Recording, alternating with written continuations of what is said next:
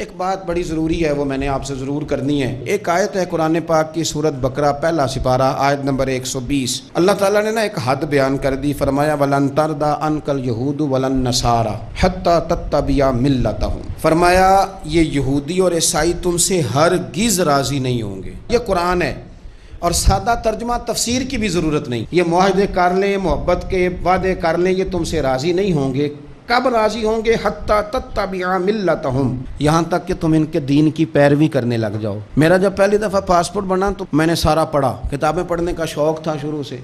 اس کے ہر صفحے پہ لکھا ہے کہ سوائے اسرائیل کے، یعنی آپ پوری دنیا میں یہ سبز ہلالی پاسپورٹ لے کے جا سکتے ہیں، خبردار اسرائیل آپ یہ پاسپورٹ لے کے نہیں جا سکتے۔ یعنی اتنی نفرت کسی ملک سے کہ اس پر لکھ کے چھاپ دیا ہر صفحے پر کہ یہ پاسپورٹ سوائے اسرائیل کے ہر ملک کے لیے کارآمد ہے۔ میرا سوال ہے عرب کے ان لیڈروں سے جنہوں نے اسرائیل کے ساتھ معاہدہ کیا، مجھے بتاؤ تمہیں فلسطین کی بیٹیاں بھول گئی نا ساری کی ساری؟ تمہیں وہ ماں بھول گئی نا جو مسجد اقصیٰ کے دروازے پہ کھڑی ہو کے چیخیں مارتی تھی اور کہتی تھی کوئی علی کو خبر کرو کہ میری بچیاں قید میں ہیں؟ وہ بھول گئی؟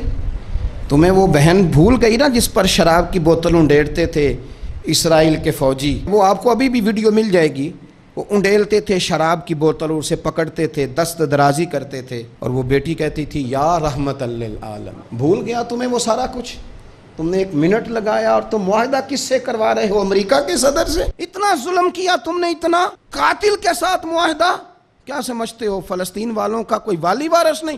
سنو، میرے رسول کریم صلی اللہ علیہ وسلم نے فرمایا میرا کوئی مالدار امتی دنیا سے چلا جائے، پیسے جائیدادیں چھوڑ کے جائے تو اس کی اولاد میں بانٹ دینا، لیکن اگر اس کے ذمہ قرضہ ہو تو میرے پاس آ جانا، میں اپنے امتی کا قرض ادا کروں گا۔ جس کا کوئی وارث نہیں ہوتا مدینے والا اس کا وارث ہوتا ہے، میں قرض دوں گا اپنے امتی کا۔ کیا سمجھتے ہو فلسطینی لاوارث ہے؟ صبح قیامت نبی پاک تم سے سوال کریں گے، تمہیں اللہ کے حضور حاضری دینی ہے۔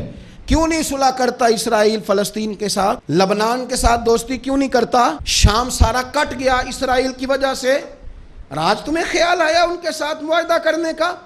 ہمیں سبق پڑھاتے ہو، خدا سے ڈرو۔ اور پھر اقبال کہتے ہیں مسلمانوں سے مایوس نہ ہونا، حکمرانوں سے زیادہ امیدیں بھی نہ لگانا۔ وہ جو چھوٹے چھوٹے لوگ نکلے تھے نا صحرا سے، بظاہر غریب تھے، بظاہر ان کے پاس مال نہیں تھا، وہ خالد بن ولید جیسے، وہ سعد بن ابی وقاص جیسے، بظاہر ان کے پاس زیادہ اسلحہ نہیں تھا۔ اقبال کہنے لگے مایوس نہ ہونا، یہ نہیں کہنا بن کچھ نہیں سکتا، فرمانے لگے رات میں نے سنا ہے فرشتے آپس میں باتیں کر رہے تھے۔ واہ اقبال، تیرا بھی انداز کتنا نرالا ہے۔ کہنے لگے رات فرشتے آپس میں باتیں کر رہے تھے، میں نے سن لی ہیں۔ بھلا وہ کیا کہہ رہے تھے؟ یہ سارے لوگ نا خالد بن ولید، سعد بن ابی وقاص، یہ صحرا کے رہنے والے تھے، اور اس وقت کی سب سے سپر پاور روما کہلاتی تھی، الٹ پلٹ کے رکھ دی ساری رومی سلطنت۔ تو اقبال کہنے لگے رات فرشتے آپس میں باتیں کر رہے تھے کہ سنا ہے پاکستان کے، ہندوستان کے مسلمان جوان مایوس ہو گئے۔ کہنے لگا نہ مایوس ہونا، نکل کے صحرا سے، جس نے روما کی سلطنت کو الٹ دیا تھا، نکل کے صحرا سے۔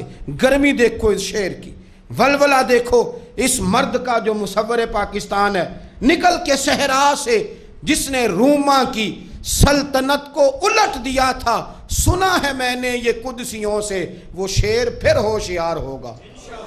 وہ کل باتیں کر رہے تھے کہ بہت سارے ان میں سے پھر جاگ گئے اور بڑی جلدی وہ بلاک بنائیں گے۔ سنا ہے میں نے یہ قدسیوں سے کہ وہ شعر پھر ہوشیار ہوگا، وہ آئے گا میدان میں، نکلے گا، اور انشاءاللہ یہی چراغ جلے گا تو روشنی ہوگی۔